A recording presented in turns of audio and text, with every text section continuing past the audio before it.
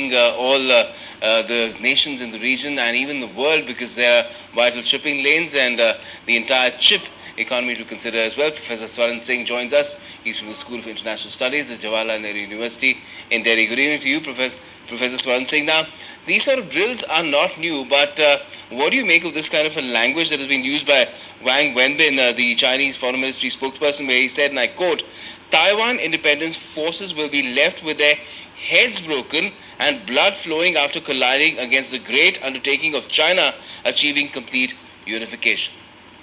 End quote. Thank you, Gautam. I think it's definitely constant ratcheting up, and the language is constantly changing. Of course, with the coming of President Xi Jinping, we had seen China becoming far more assertive in terms of repeatedly saying that the use of force is not ruled out in case Taiwan seeks to do any of the crossing of red lines that includes a declaration of independence. But that kind of crude language coming from Ministry of Foreign Affairs, I think is partly revealing the increasing frustration that we notice in Beijing with its efforts to make sure that Taiwan Straits stay peaceful and calm, and how the United States and some of its Western allies have constantly supported Taiwan and also done force projections in terms of ships going through that area, claiming that this is international sea lanes and should be secure and free. And in that sense, the sensitive nature of how China sees Taiwan as what it calls renegade province has been repeatedly challenged by Western nations, and therefore also, I think one after another, constant democratic elections and election of leaders and leaders making then speeches in terms of, for example, on Monday only, the new president, Lai Ching-te, or William Lai as he's popularly called, did mention China should not try to, politically or militarily intimidate Taiwan, and urged China to actually work with Taiwan in ensuring peace, not just in Taiwan Straits, but in the larger region. Now, that language is language which is becoming increasingly as a language of equals, which really upsets China, because Chinese think that Taiwan is nothing but a renegade province, as I mentioned. So these repeated showcasing of popular elections, support inside and support from several Western nations led by United States, particularly their 2022 Taiwan Policy Act, has over a period of time created far more greater frustration, especially the commitment under Taiwan Policy Act that the United States will supply $4.5 billion worth of military assistance to Taiwan is reflecting that angst, anxiety, and I think that language should have been really not the language to be used, not from Ministry of External Affairs, Ministry of Foreign Affairs. But if that language is being used, I think that really betrays the frustration that is more and more visible in the region.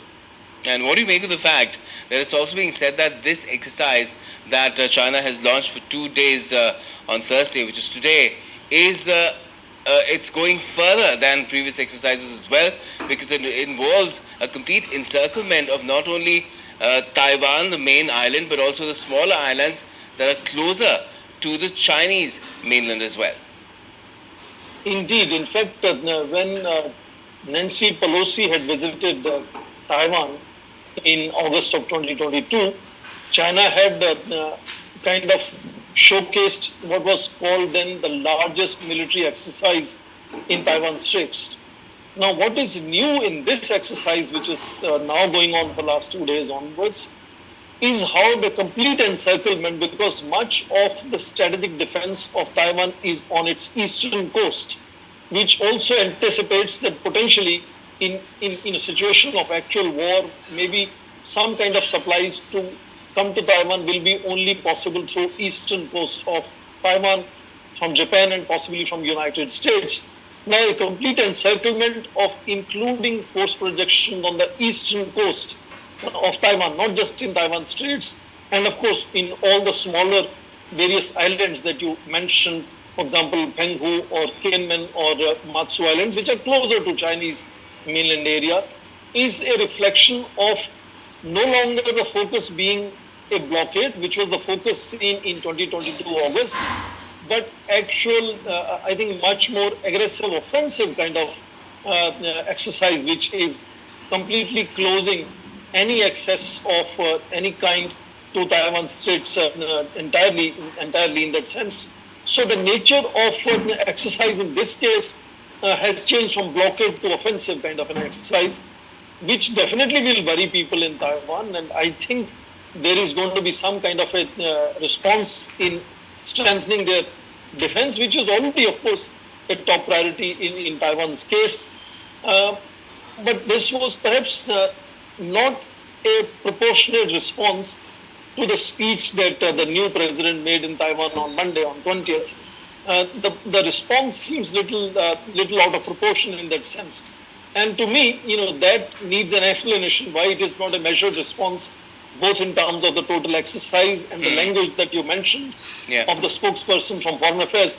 So I think there is something other than simply the normal progression of China's gradually, kind of tightening the nose around Taiwan. There is Okay. something more Would than you that. say, Professor Singh, that when China launches such exercises and the manner in which it has carried out this particular exercise forward, is it not simply testing Taiwan, its resolve and its defenses, but even the US?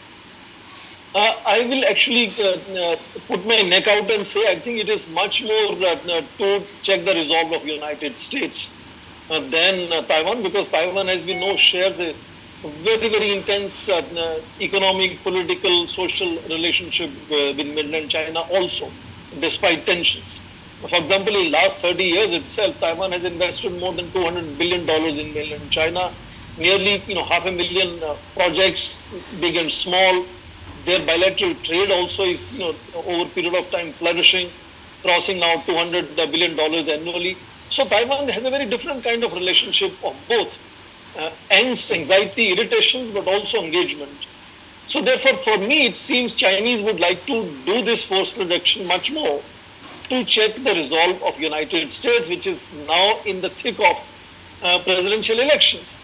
And we have also noticed over a period of time, way back from mid 1990s, that United States has also kind of been much more conscious of how far it will support Taiwan, looking at how the Chinese are likely to respond.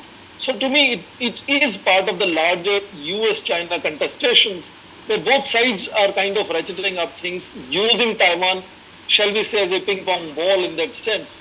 And many Taiwanese increasingly get that sense also, that they are increasingly also having a sense of becoming the victims of increasing tensions between the United States and China. So both sides, I think Beijing and Washington, are trying to play their own games, in which, of course, each of the triggers, like the speech on Monday by the new president in Taiwan, created a whole new trigger for another demonstration of what Chinese think they can deliver, they can do in case push comes to shove. And therefore, to me, yes, there is a message to Taipei here, but I think the primary target of Beijing's message here is Washington, D.C. And what will eventually happen could be anybody's guess, because some people say that it's only a question of time, that China, once it feels that it is strong enough and the US is weakened economically and militarily, it will seize the moment. And we need to be prepared in terms of how the world needs to be prepared. India needs to be prepared for that eventuality as well. Do you think that is something that is happening right now?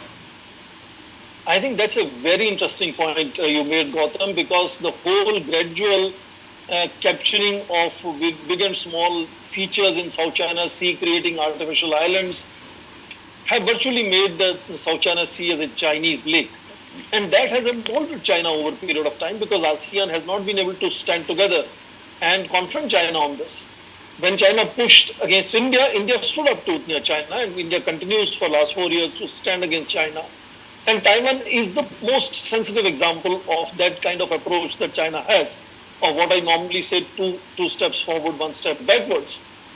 And what happens in Taiwan is going to increasingly transform Chinese approach to neighborhood. And I think this case, therefore, becomes very crucial. But my sense is that it will be foolhardy of China, whatever advantages it may have. It's a large economy. It's 19 times bigger in terms of economic power against Taiwan. It's much larger military. It's have a permanent seat of UN Security Council and so on.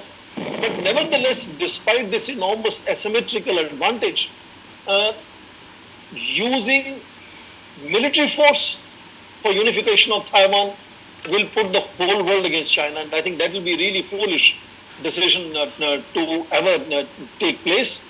We have already seen how things have happened when Russia finally attacked Ukraine.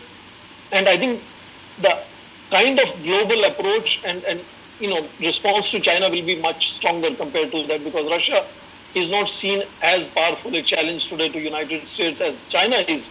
So I think Chinese will only be doing that kind of military operation as a mistake, as a slip, as a kind of a flawed decision making.